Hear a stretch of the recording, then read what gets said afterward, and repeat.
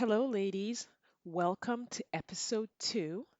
And we're talking today about the 3 simple steps to meeting the man of your dreams. I get it. You're probably saying, okay, meeting guys, dating after divorce is anything but simple. I have been there. I totally get it. But I'm going to show you today that the true process is actually simple. The problem is we have a ton of drama and a narrative that our brain, our thoughts, our emotions put on this process that make it challenging, make it more difficult. And my job as your coach is to help you untangle all of those thoughts, all of those emotions, and get you speeding along on the basic 3 simple steps to meeting the man of your dreams. So I'll start by giving an analogy that I really like about this process. I use the analogy of a hose. So a hose that you're using to water your plants or water your lawn, you plug one end in or you screw one end into the faucet and you turn on the water and your hope is that water will come out on the other side of the garden hose. However, if your garden hose is all knotted up, squished and there are kinks in it and there are places where the water can't get through, when you turn the faucet on, you might get 1 drop or 2 drops of water, or you might not get any water coming out at all. So, the 3 simple steps to meeting the man of your dreams is as simple as screwing that garden hose into the faucet and turning on the water and expecting water to come out on the other side.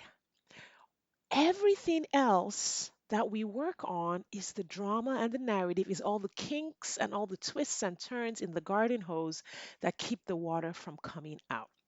So, what are the 3 simple steps? The 3 simple steps are: 1, meet a large number of eligible men. 2, create fun and flirty connections when you interact with these men. And then 3, evaluate each man you connect with to see if he is a fit for you. Now, if you talk to anyone who's met the man of your dreams, ask them, do you think your journey fit into this process?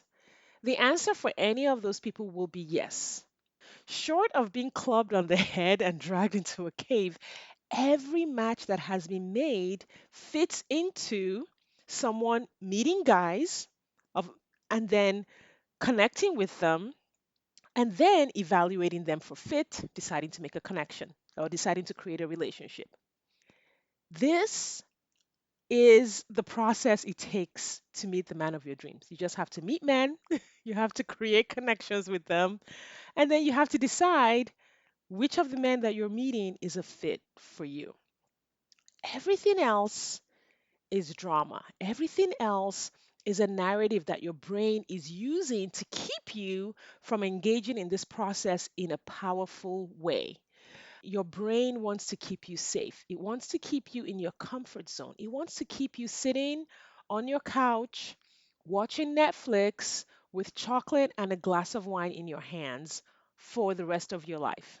It wants you hanging out with the same people, venting and complaining about all the men out there for the rest of your life. Why? Why isn't your brain helping you pursue this dream of creating the relationship of your dreams? Because your brain thinks safety means sitting in our houses and eating, building up more calories just in case the apocalypse happens and we don't have any food. So, when you're able to see your journey to the relationship of your dreams as simple, you can then create a process around it that makes it happen for you. So, let's talk about step 1: meet a large number of eligible men. Yes, dating is a numbers game. However, those numbers will be different for everyone, right? You can raise the odds of the numbers that you have to go through by creating a dating strategy that works for you. So, one of the things that I help my clients do is get a lot of clarity around the type of men that they want to meet, Once you have a really clear idea who that person is, you can figure out where you need to go to meet large numbers of that type of guy. This is very different from just randomly walking into a grocery store and hoping that the man of your dreams comes up to you in the aisle. That can happen, right? Do not rule that out. However, if you are intentionally wanting to use the numbers game to meet a large number of eligible men, understanding that it's that simple can help you sit back and say, hey, how do I want to do this? Where can I go to meet large numbers of the type of guy that I would like to marry, right? So when I was dating, I used dating apps. I was on the dating apps, but I didn't limit myself to the dating apps because I realized that, okay, on the dating apps, it's kind of like people coming from everywhere. The numbers were there, which was amazing. But then I also realized that I had to sift through all of those numbers to find the kind of man that I was looking for. So I upped my strategy and decided to take a look at the kind of man that I was looking for. I had about 58 items on my list. And in a later episode, we'll talk about how to create the kind of list that really is effective in finding the type of guy that you're looking for. And I thought to myself, what kinds of places would this guy be hanging out at? Right. And I created a plan for myself that involved being in those spaces. And it wasn't in a hunter prey kind of way. They were spaces that I wanted to be in anyway. So I went to personal development conferences. I hung out in places where entrepreneurs hung out at because I was on that journey, right? I was on my own personal development journey. I was on my own entrepreneurial journey. So even if I didn't meet the man of my dreams at these events, I knew that I was going to have a blast. I was going to learn. I was going to grow. I was going to show up after that event as a better version of myself. So I was living the life that I wanted to live with my future spouse. I was living that life right away and meeting potential partners along the way. So that's how I apply this principle of meeting a large number of eligible men. Now, if you're thinking about dating, or if you are feeling frustrated about your dating journey, ask yourself, how many truly eligible men have I met in the last 6 months? Not going on an app and of course there's 1,000 people there. That doesn't qualify as meeting an eligible man. Just ask yourself, how many conversations have I had with someone who could potentially have been a partner for me in the last 6 months? Was it one, two, five, 10, 100? Most women who are dating do not meet 10 eligible men in a year. And this is why the dating process seems hard. It's because you don't realize that, oh, I need a pipeline of eligible men so that I have a pool of people to choose from. The second part of the process is to create fun and flirty connections with the eligible men that you meet. So you have to have dating skills, you need to have your confidence on point, you know how to keep yourself safe and having fun when you're out dating. Now, if you've been divorced, potentially you are really rusty with your dating skills. The typical woman within her marriage isn't um, out there evaluating or working on her interactions with men in a fun and flirty way, right? Other than your spouse, within your marriage, you were probably more professional or more serious or, more friendly, friend zone kind of interactions with the men that were in your life throughout your marriage. Well, now you've got to flip that around and rekindle your ability to have fun, to create connection, to interact in a way that is flirty and indicates interest to a man. So, creating fun and flirty connections lets a man know that, oh, okay, she's interested, or she's available, or she thinks of me as a potential partner, or she is a potential partner. And that is a skill in itself that you will need in order to meet the man of your dreams. There's no point in being in the same room with the man of your dreams, right? So you're in a room with 100 eligible men, right, that fit your criteria, but then you're a wallflower. you shrink back to the back of the room, or you show up with a cynical attitude that all men are jerks or all men are creeps or men just want sex or whatever. Those attitudes do not make for a fun and flirty connection. And so you have to look at how you're showing up in your dating process, knowing that how you're showing up has a major impact on your success in meeting the man of your dreams. I often tell people when they show me their dating profiles that don't put anything in your dating profile that is a warning or a scolding for the guy you don't want. You don't want to put anything in there that engages the wrong kind of guy, right? So some people will put in their profile no one night stands or no friends with benefits or no this or no that or please make sure you communicate, right?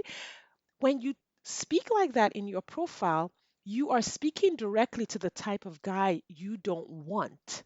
That doesn't sound fun and flirty, right? You want to have your dating profile speak directly to the type of guy that you do want so that when he sees your profile, he recognizes the kind of connection he wants to make in your dating profile. So that's the step number two is creating fun and flirty connections with the eligible men that you meet. And then finally, sifting, filtering, evaluating the men that you meet to see which one of them is a fit for you.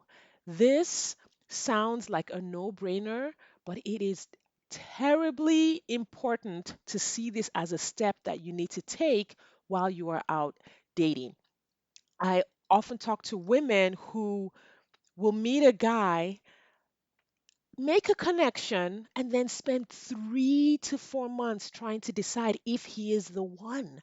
Their ability to make a decision, their ability to evaluate if a man is a fit for them for a long-term relationship isn't there. So if you meet 5 men, right, and you decide to date one for a while, but you're not sure he's a fit, but you turn off all of your options and you date this one for 4 months, you can only do that 3 times in a year, which means you're dating 3 people in 1 year and expecting to meet the man of your dreams.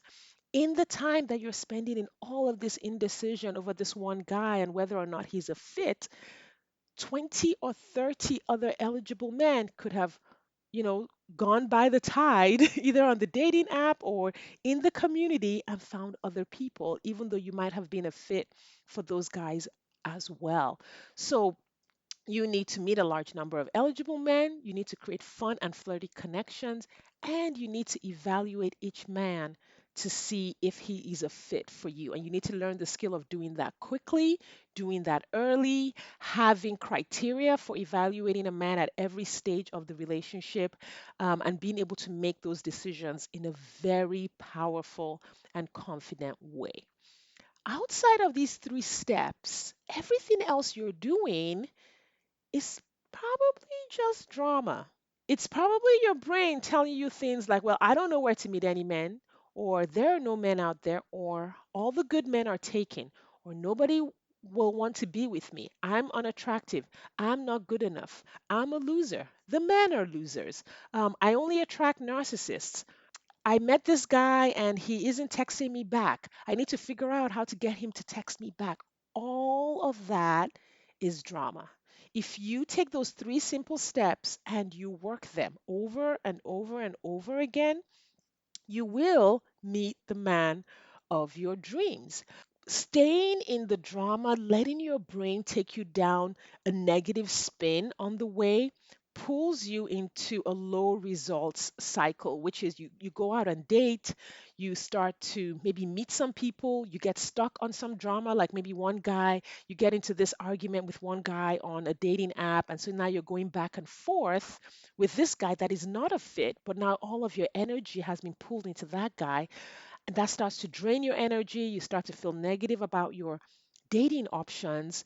You do this a few times and then you start burning out. Your brain continues to go lower and lower and more negative in its thoughts about dating. You eventually burn out and you say, I'm done. I'm getting off the apps. All the guys are jerks. And then you go and isolate for another 2 to 3 months.